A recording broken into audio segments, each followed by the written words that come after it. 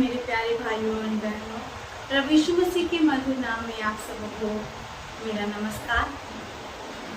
मैं जो वचन आपके लिए आज लेके आई हूँ वो वचन इस प्रकार से है कि परमेश्वर हमारे जीवन के मृतक अवस्थाओं में अपनी जान डाल के हमें दोबारा जीवन प्रदान करता है और साथ ही साथ वो अपनी वाचा को हम पर पूरा करता है, क्योंकि वो साफ रीति से अपने वचन में कहता है कि वो सिर्फ कहने वाला परमेश्वर नहीं, लेकिन वो करने वाला परमेश्वर है। ऐसा हम कहाँ पाते हैं?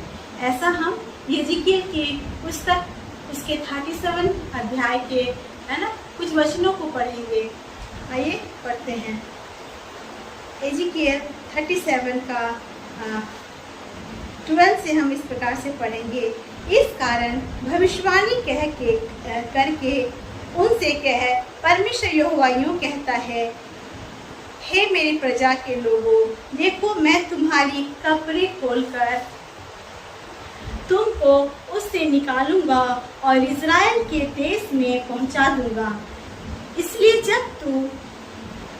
जब मैं तुम्हारी कब्रें खोलूं और तुमको उनसे निकालूं, तब हे मेरी प्रजा के लोगों, तुम जान लोगे कि मैं यहोवा हूँ। मैं तुमसे अपना आत्मा समाऊंगा, मैं तुम में अपना आत्मा समाऊंगा और तुम जियोगे और तुमको तुम्हारे निज देश में बसाऊंगा।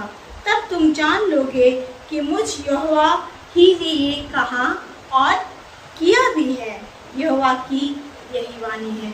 यहाँ पे हम देखते हैं कि एक ऐसी दशा, इससे पहले के चैप्टर में हम ड्राई बोन्स के बारे में पढ़ते हैं, है ना, जो एक ऐसी अवस्था हमारे जीवन की जो मृतक है। यहाँ पे मृतक अवस्था भी नहीं बोल सकते हैं, ये एक 2 कदम उससे भी आगे है। जब हमें गाड़ दिया जाता है, जब हमारे जीवन की परिस्थितियाँ ना केवल मर गई लेकिन वो गड़ भी गई। That means we cannot even think back to bring it in life again. हम सोच भी नहीं सकते कि उसे फिर से जीवित करे, सजीव बनाए और आगे लेके चले। लेकिन यहाँ पर ऐसी अवस्था में परमेश्वर का वचन कहता है कि मैं तुम्हारी कब्र को खोलकर क्या करूँगा, तुम्हें बाहर निकालूंगा और तुम में क्या करूँगा, अपनी आत्मा को समाऊंगा और you will be a new creation again, है ना। जब एक चीज जो है वो मर जाती है तो उसका पहला काम जो होता है, उसको सबसे पहले उसके साथ क्या होता है, उसे खत्म किया जाता है ना, गाड़ दिया जाता है, जला दिया जाता है, जो कुछ भी है।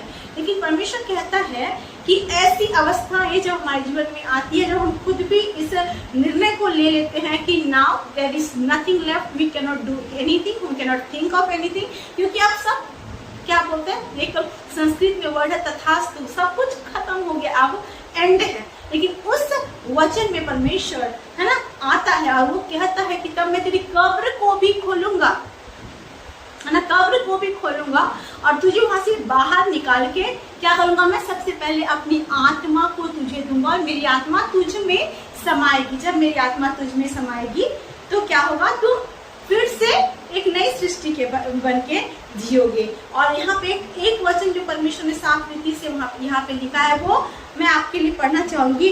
उसमें परमेश्वर ने लिखा है कि तुम जियोगे और तुमको तुम्हारे निज देश में, है ना, निज वंश में मैं बसाऊंगा।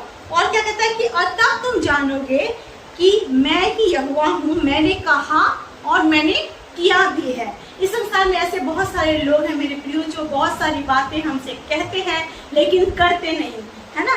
और कुछ लोगों का कहना है कि जो वादे जो हैं, जो प्रॉमिसेस हैं, वो इसीलिए कहे जाते हैं, बोले जाते हैं, that is meant to be broken, है ना, कि वादे, प्रतिज्ञाएं सब कुछ इसलिए कहे जाते हैं कि वो टूटने के लिए ही कही जाते हैं। लेकिन यहाँ पे परमेश्वर कहता है कि I am not the same like you, है ना, मैंने कहा और मैंने किया भी है और मैं तुम्हें बसाऊंगा। इसके साथ ही साथ और कुछ वचन को पढ़ेंगे जो कि इसी चैप्टर के अंतिम 24, 25, 26 ऐसे वचन को हम पढ़ेंगे। अंत के जो चैप्टर है, अंत के जो लाइन्स है उसको पढ़ेंगे। उसमें परमेश्वर ना केवल हमें एक मृतक अवस्था से यहाँ पे बचा रहा है, मृतक अवस्था नहीं मतलब मरे, उससे भी 2 कदम आगे कब्र में गड़ने की अवस्था से निकाल के एक नए सांस को दे रहा है, नई आत्मा को बसा रहा है। दैट मीन्स अब जो हमारा जीवन है वो गॉड ओरिएंटेड जीवन हो रहा है। क्योंकि परमेश्वर अपनी आत्मा के द्वारा हमें चला फिरा रहा है। और साथ में हम ये भी देखते हैं कि वो कहता है कि मैं तुझे तेरे वंश के साथ बसाऊंगा, तेरी प्रजा के साथ बसाऊंगा, तुझे तेरे घर पे, तेरे वंश, तेरे लोगों के बीच में बसाऊंगा, है ना। अगर हम अननोन जगह में जाकर, अननोन जगह में जाके हमें आशीष मिलती है तो वहाँ के लोग हमारे बारे में कुछ नहीं जानते हैं। वो हमें उस आशीष के रूप में ही देखते कि अच्छा ये भाई ये बहन बहुत आशीषित है। लेकिन ऐसी जगह जहाँ पे हम पैदा हुए हैं, जहाँ पे हम रहे हैं, जहाँ पे हमने काम किया है, वहाँ के लोग हमारे अप्स एंड डाउन्स, हमारे फॉल्स, हमारे गिराए जाने को, हमारे उठाए जाने को सब कुछ जानते हैं। और उसी जगह पे परमेश्वर क्या कहता है, मैं उसी जगह पे तुम्हें आशीष दूंगा जहाँ के लोग, है ना, तुझे जानते होंगे, तेरे वंश के लोग, तेरी प्रजा के लोगों के बीच में आशीष दूंगा और उठाऊंगा। और साथ ही साथ हम कुछ वचन को पढ़ेंगे, उसमें ये भी इस प्रकार से लिखा है कि हमारे वचन पढ़ेंगे कि मैं उनके साथ शांति की वाचा बांधूंगा और वह सदा की वाचा होगी। परमेश्वर क्या कहता है, जो शांति की वाचा मैं उनके साथ बांधूंगा, वो वाचा कैसी होगी, वो वाचा सदा की होगी। क्योंकि यहाँ पे जो हमारा एक नए सिरे से बिगनिंग है, वो नए सिरे से बिगनिंग जो है वो प्रभु यीशु मसीह की आत्मा के द्वारा है। और जब प्रभु यीशु मसीह की आत्मा के द्वारा नए सिरे से हम जन्मेंगे तो हमारे ऊपर क्या वाचा आएगी, परमेश्वर की शांति की वाचा आएगी। और वचन क्या कहता है कि मैं उसे बसाऊंगा, मैं उन्हें उनके साथ शांति की वाचा बांधूंगा, वो सदा की वाचा होगी और उनके बीच अपना पवित्र स्थान बनाए रखूंगा। और उसके बीच अपना पवित्र स्थान का मतलब क्या है, परमेश्वर अपने निवास को उनके बीच में रखेगा, है ना। जरा सा सोचो वो जगह जहाँ पे परमेश्वर खुद रहता है, वो कैसे रहता होगा, है ना। हमने स्वर्ग के बारे में सुना है, स्वर्ग में कैसा है, आनंद ही आनंद है। वहाँ कोई दुख नहीं, वहाँ कोई क्लेश नहीं, वहाँ कोई संकट नहीं, वहाँ पे ऐसा कुछ नहीं जो कि इस पृथ्वी में है, आंसू विलाप कुछ भी नहीं, है ना। वहाँ पे आनंद ही आनंद है। तो परमेश्वर क्या कहता है कि इस नई वाचा, नई आशीष को, नए कवेनेंट को जो मैं तुम्हारे साथ दूंगी वो कैसा होगा, वो शांति का होगा। और वहाँ पे मैं अपना पवित्र स्थान, अपना डेरा बनाऊंगा, है ना, और मैं तुम्हारे बीच में रहूंगा। फिर कहता है और एक बात कहता है परमेश्वर, मेरे निवास का तंबू उसके ऊपर लगा रहेगा, है ना। मैं अपने निवास के तंबू को, that means I will make a tent, है ना। परमेश्वर बोलता है कि मैं वहाँ पे टेंट बना के, है ना, मैं रहूंगा और उनका परमेश्वर होऊंगा, वो मेरी प्रजा होंगे। तब लोग पवित्र स्थान, जब मेरा पवित्र स्थान उसके बीच सदा के लिए रहेगा, तब सब जातियां जान लेगी कि मैं यहोवा इज़राइल का पवित्र करने वाला हूँ। जब मेरा निवास स्थान उनके बीच में सदा के लिए हो जाएगा, तब ही लोग जान जाएंगे कि मैं यहोवा, है ना, और क्या हूँ, मैं यहोवा परमेश्वर हूँ, मैं उनका खुदा हूँ, मैं उनका जीवित परमेश्वर हूँ। मेरे प्रियो, इस वचन से मैंने जो सीखा वो मैं आपसे बताना चाहूँगी कि लाइफ जो है हमारा इस पृथ्वी पे एक चैलेंजेस को लेके आता है। और वो चैलेंजेस ऐसे होते हैं कि हमारे जीवन की छोटी छोटी बातें इतनी बढ़ जाती है एक पल में आके कि वो बातें इतनी बड़ी लगने लगती है कि वो बातें मूर्ति के समान हमारे लिए लेके आती है ना। फिर हमें लगता है कि अरे छोड़ यार, इस बातों को अब सोचना ही नहीं है, ये खत्म हो चुका। Now there is no hope for the dreams, there is no hope for this matter, कि हम सोचे भी या समझे भी। लेकिन परमेश्वर क्या कहता है, जो बातें हम सोचते हैं कि अब समाप्त हो गई, अब खत्म हो गई, अब उससे कुछ नहीं होने वाला, उन बातों को परमेश्वर फिर से शुरू करता है। और परमेश्वर क्या करता है, उस बातों के द्वारा अपने जीवन से, अपने जीवन की जो आत्मा, पवित्र आत्मा जो है, जो परमेश्वर की आत्मा है, हमें देता है। दैट मीन्स अब जब शुरुआत होती है हमारे जीवन की, वो शुरुआत परमेश्वर की पवित्र आत्मा के द्वारा होती है। और साथ ही साथ अपनी शांति को परमेश्वर लेके आता है, और साथ ही साथ प्रभु अपने तंबू को हमारे बीच में काटता है, वो हमारे साथ रहता है, वो हमारे साथ वाचा बांधता है और इस बात को प्रूफ करता है कि I am the lord who will help you to reestablish in your own land. कैसी लैंड में, जहाँ पे आपने दुख देखा, मृत्यु देखी, गाड़ा जाना देखा, वहाँ पे मैं काम करना चाहूँगा। मैंने कुछ दिन पहले एक अफ्रीका की बहन की गवाही को देखी। वो गवाही ऐसी थी कि जो चौंकाने वाली थी, यकीन नहीं आ रहा था कि ऐसा भी कुछ हो सकता है। एक बहन थी जिसका हाथ ऐसा किया हुआ था, बिल्कुल ऐसा था, ड्राई हैंड था, और वो भी अजीब सा, जैसे कुबड़ा हुआ हाथ, सूखा हुआ हाथ, ऐसा हुआ हाथ था। ठीक है, उस हाथ को देख के, देखो मैं मसीही ही हूँ, लेकिन मेरे अंदर भी ये लगा कि ये कैसे हो सकता है, मतलब हाउ दैट इज पॉसिबल। देखिए जब प्रार्थना किया गया और पवित्र पानी में प्रार्थना के साथ अभिषेक का पानी, अभिषेक का तेल उनके ऊपर छिड़का गया, लगाया गया, तो कुछ ही क्षण में ना वो मरा हुआ हाथ, ये मरा हुआ भी नहीं, दैट मीन्स एक ऐसी परिस्थिति जिसको अगर आप देखोगे तो आपकी आंखें चौंक जाएगी कि ये कैसे हो सकता है। एक ऐसा हाथ जो ऐसे ही रहा कितने सालों तक, जो अजीब सा कोबरा टाइप का हुआ था, नॉट मतलब नॉर्मल हाथ जैसा भी नहीं था, अजीब ऐसा टाइप का था। इस हाथ में जब परमेश्वर की प्रार्थना स्टार्ट हुई और अन्य भाषाओं से लोग प्रार्थना कर रहे थे, पवित्र आत्मा से भर के प्रार्थना कर रहे थे और उन पे पानी छिड़क रहे थे, तो वो धीरे धीरे धीरे धीरे धीरे धीरे मैंने देखा उनका हाथ ऐसे ऐसे ऐसे ऐसे ऐसे ऐसे होता गया और लास्ट में एकदम सीधा, और जैसे हम लोग का हाथ होता है नॉर्मल हाथ, बिल्कुल वैसा हो गया। उस गवाही को देख के मैं चौंक गई और मैंने ये कहा कि only God can do it, है ना। हम जानते हैं जो बातें परमेश्वर वचन कहता है कि तूने अपनी आंखों से नहीं, तुम्हारी आंखों ने नहीं देखी, कानों ने नहीं सुनी, आप विचार में भी नहीं करते, वो भी परमेश्वर कर देता है। मैंने कहा ऐसे कैसे हो सकता है ना।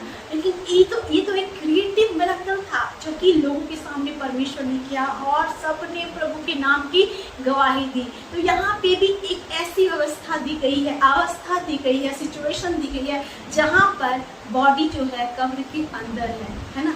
अब कब्र खोल के कौन देखता है, हमारे अपने जो हमसे बहुत प्यार करते हैं वो भी कब्र को खोल के हमें देखेंगे नहीं, क्योंकि वो भी इस बात को मान लेगी कि नाउ सब कुछ खत्म हो गया, अभी उनको भूलो और उनको दुआ दो, खत्म जो हो गया सो हो गया, अब वो वापस नहीं आएंगे। लेकिन परमेश्वर, क्योंकि वो आप और मैं नहीं है, he is a supreme god, he is a creative god, जिसके इस शब्द से सब कुछ बनता है। He knows his capability, he knows what he can do, और वो कहता है कि मैं तेरे कब्र को खोलूंगा, तुझे वहां से निकालूंगा, फिर अपनी आत्मा दूंगा, है ना। आप इस बार तुम कैसे जीवन को पाओगे, मेरी आत्मा के द्वारा चलाए चलोगे, तुम मेरी प्रजा होगे, तुम्हें मैं उसी जगह पे जहाँ पे तेरा वंश है, परिवार है, तेरे खानदान के लोग, वहां उठाऊंगा, वहां बसाऊंगा, अपनी शांति की वाचा तुम्हें दूंगा और तेरे बीच में, है ना, मैं अपने पवित्र स्थान को रखूंगा, मैं अपना तंबू गाड़ूंगा और साथ ही साथ लोगों को बताऊंगा कि मैं तेरा यहोवा परमेश्वर हूँ।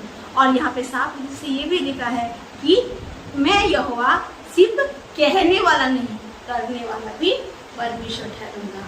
मेरे प्रियो, आज मैं नहीं जानती आपकी परिस्थिति, आपकी दशा कैसी है, लेकिन मैं इतना जानती हूँ कि संसार में तुम्हें क्लेश होगा, ये वचन में भी लिखा है। धैर्य मानो, मैंने संसार को जीत लिया, ऐसा परमेश्वर ने पहले ही बता दिया था कि जब संसार में हम रहते हैं, स्पेशली जब हम प्रभु को मानते हैं, प्रभु के पीछे चलते हैं, तो life is full of challenges.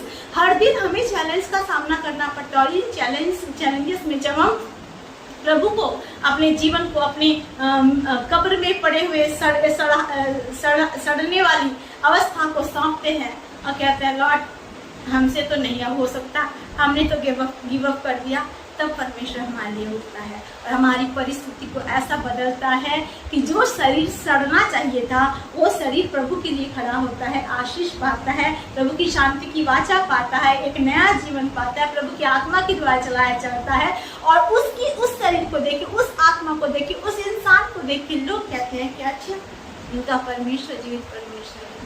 आज परमेश्वर आपके जीवन की सराहट को एक खुशबू में बदलने जा रहा है।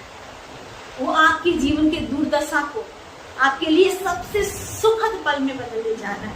वो आपके जीवन के परीक्षाओं को एक गवाही में बदलने जा रहा है। वो आपके जीवन के आंसुओं को आनंद में बदलने जा रहा है। वो आपके विलाप को नृत्य में बदलने जा रहा है। मेरे प्रियो, अगर परमेश्वर, है ना, उस समय ऐसा करता था और उस बहन के सूखे हुए हाथ को नॉर्मल हाथ करके क्रिएटिव मिरेकल कर सकता है, तो आज वही परमेश्वर आपके मेरे लिए भी अद्भुत कर सकता है। आज मैं नहीं जानती आप किस अद्भुत बातों की आशा में इस वचन को सुन रहे हैं, लेकिन आज प्रभु का वचन कहता है विश्वास करो और जान लो कि मैं ही यहोवा हूँ, है ना।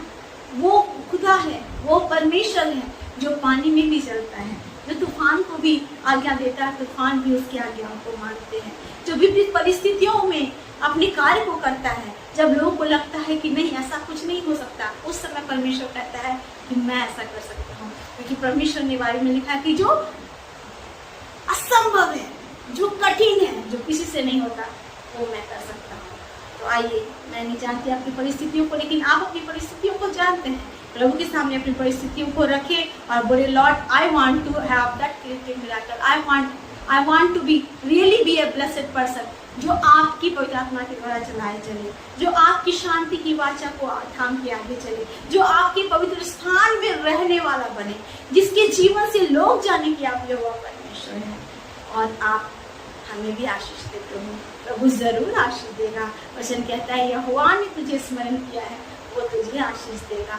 आज मेरे प्रिय परमेश्वर आपको आशीष देने जा रहा है, केवल विश्वास करें और उसे अपने जीवन में स्वीकार करें। आइए प्रार्थना करते हैं।